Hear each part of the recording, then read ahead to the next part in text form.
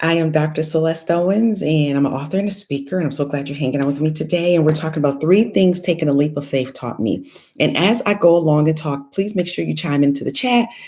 I'll make sure I chime back if you're not watching it live. If you're catching the replay, I'll make sure I chime back to you.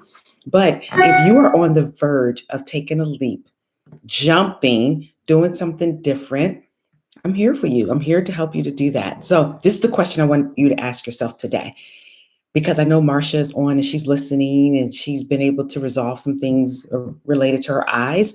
So that means now she's in transition, about to do her next thing. So this is the question I want you to ask yourself today. What will I do this year that will get me closer to my dream and my calling?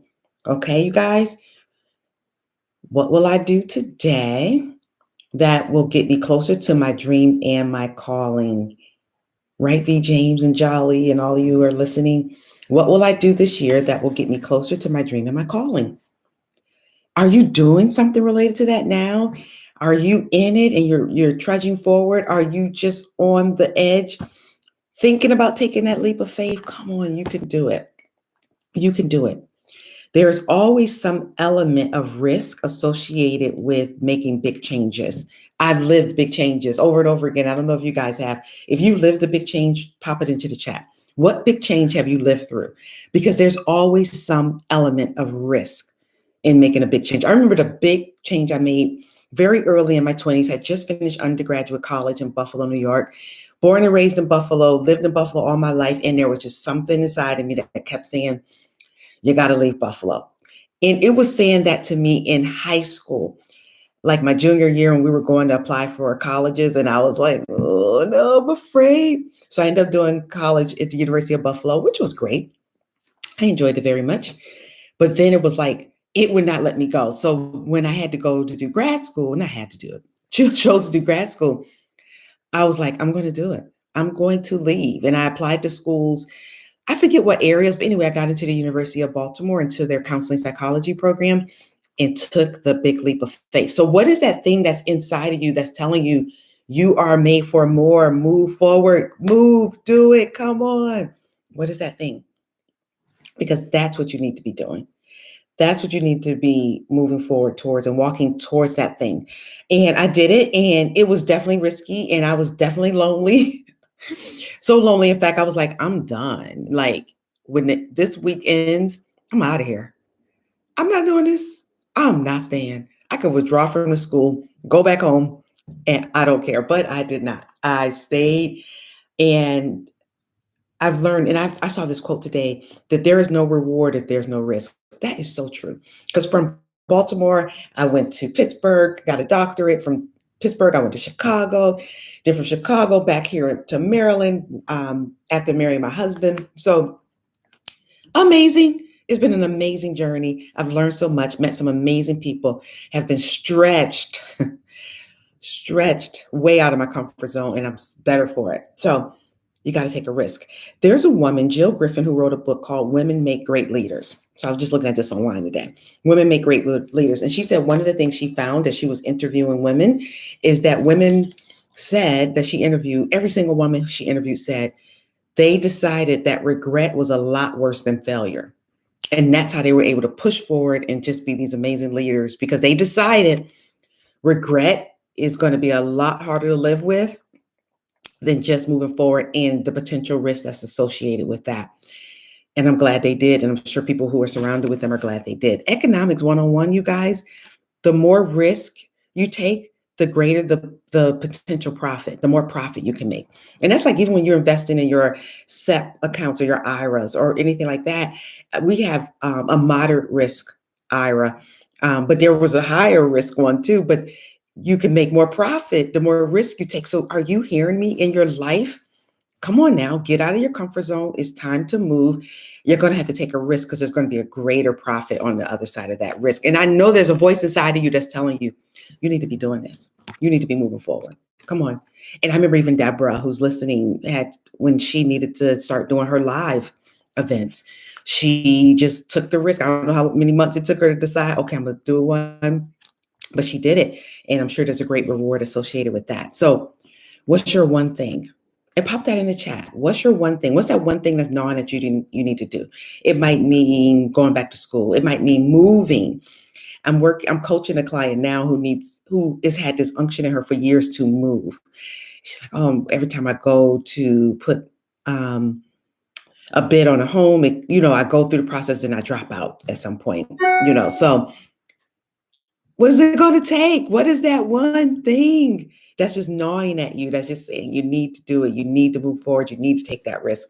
You need to do it. You're going to succeed.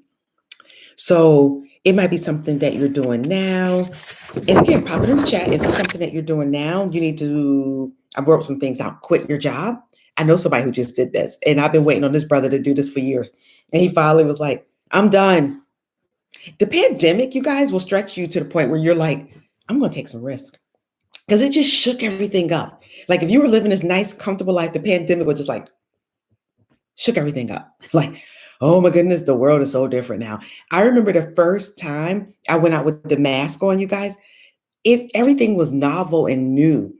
All of a sudden, I'm just looking at everybody. Everybody has on the mask. We're standing in line. Everything was so new. Take that newness and move that forward into the new thing you're about to do now. Stop hesitating. Move forward and do it, okay? Getting a new home, starting a new job, even starting a new career, whatever that is, I want you to do it. I want you to grab hold of that thing. And you got to get quiet. That was another thing I jotted down today. You got to get quiet because you don't hear in all the noise and the commotion. But the pandemic has really forced a lot of us to get quiet or quieter. So you got to get quiet, you guys. Life is always leading you to where you're supposed to go when you listen to it. You like that, right? Life is always leading you where you're supposed to go. It's the flow of God. When you are listening, listen up. And not only be a hearer of the word, be a doer and do it. So here's three things. Three things, and I'm out of your hair. Three things taking a leap of faith taught me. Three things. It's taught me so many things, but these are just three I can think of. It taught me I'm fearless. So I want you to take a deep breath and say, I'm fearless. Marsha's taking a deep breath to say she's fearless because she's talking about publishing her devotional. Yay! Just take a deep breath. Say, I'm fearless. Now, you might, in the back of your head, be like, well, I do got a little fear. I don't know if I can really say that in honesty and in truth, but you actually can. Because there was a show a long time ago. Did you guys ever watch Fear Factor?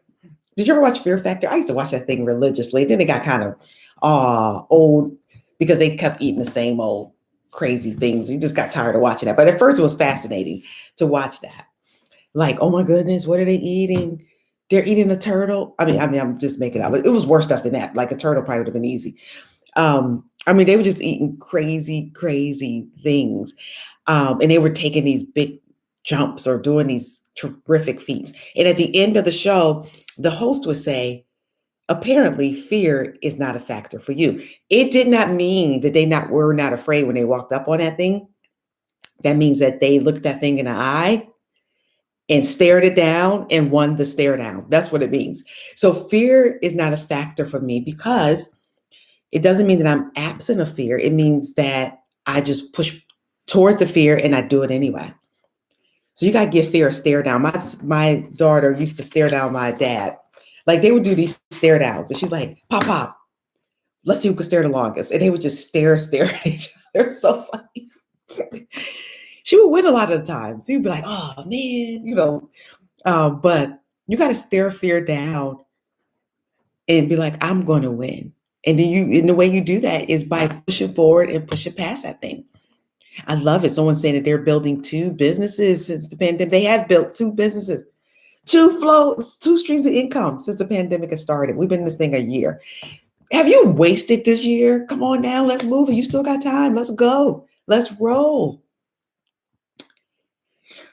You will develop a mental strength where fear doesn't exist anymore. When you just move past that thing, when you just move, your mental strength just gets stronger. Okay, so that was number 1, right? Be fearless. Be fearless. Number 2, you will feel a complete sense of freedom. Freedom. Like what?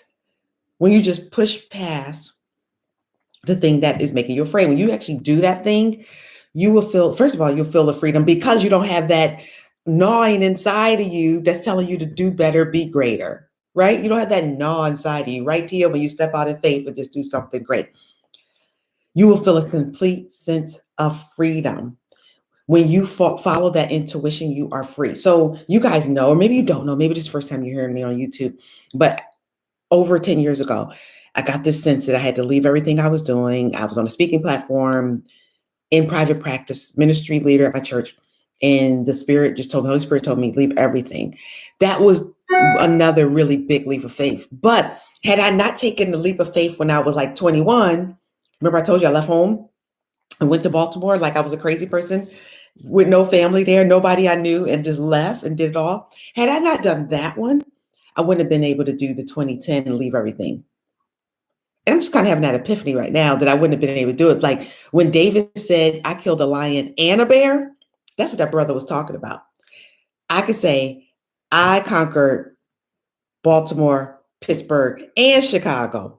So, what going home, which is that Philistine, that big giant, what is that going to do to me? I did all these other feats. So I was able to come home, and I'm so glad I did because I ended up getting a complete sense of freedom. I didn't feel locked into a job any longer. I felt like I could just go at the flow and speed of God at the pace I needed to go. So, and I have such a freedom even still now. And definitely there were days when I was like, dang, it would be nice to get a regular old paycheck like normal people. On those weeks I couldn't pay myself, or years.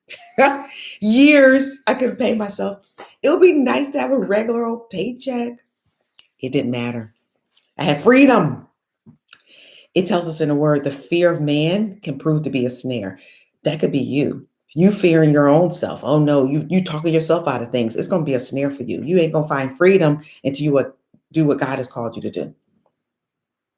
Live in the power God has already given me. You better preach that thing, Marcia. Live in that power. It's already in you to do great feats. It's already in you.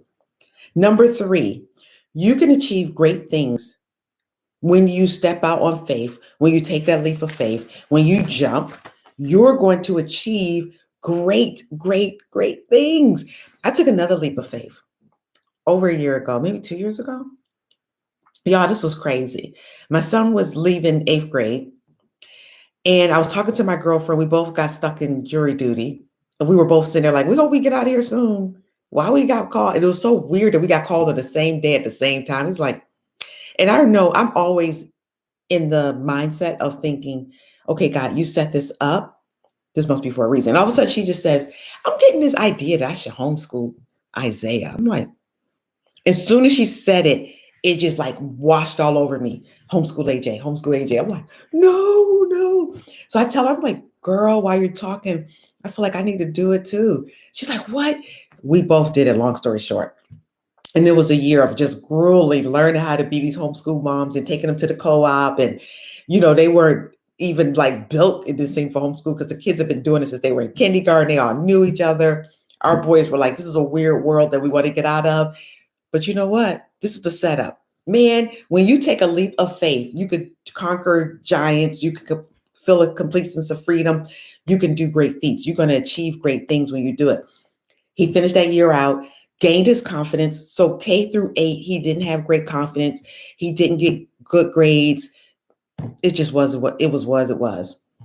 We pull him out, do homeschool. His confidence grows. He starts to get good grades. He's like starting to feel himself like, okay, mom, you've been telling me I've been smart all this time. I am smart, mom. I'm smart.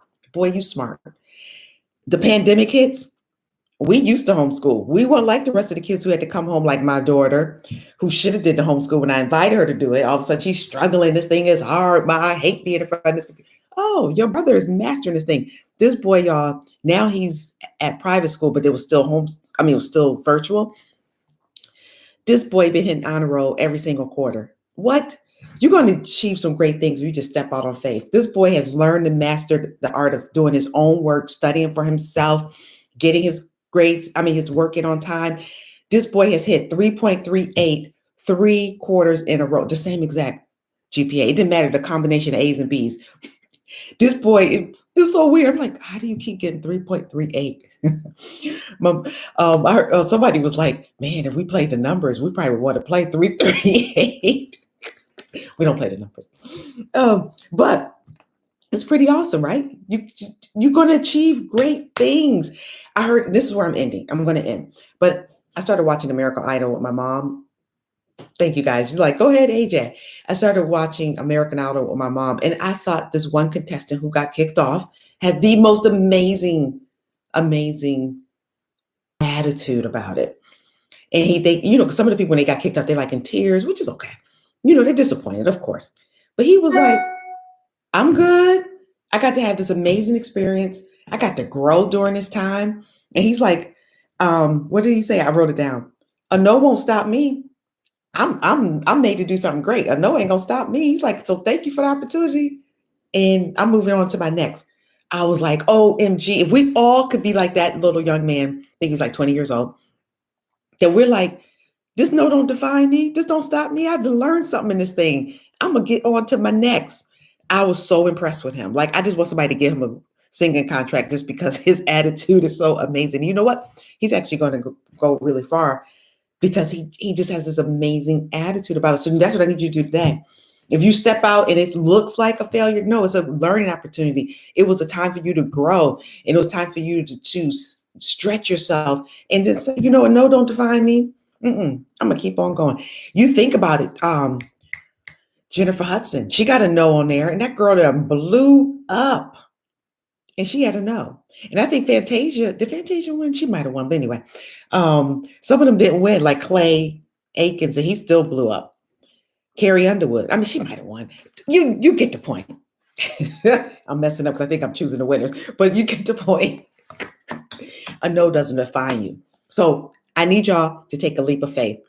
Tia, what's your leap of faith? Marsha, what's your leap of faith? Dr. Tony, what's your leap of faith? Or you're listening now, and I don't see you because it's not live. What's your leap of faith? Just put it in the chat. Make sure you like and subscribe, you guys. Comment. That's what's going to up this whole Surrender Break Room on YouTube, okay? So make sure you like and subscribe, comment, invite some other people to hang out with us. We're having fun, right? We're having a good time. So stay surrendered for life. There's no other way to live, and I'll catch you.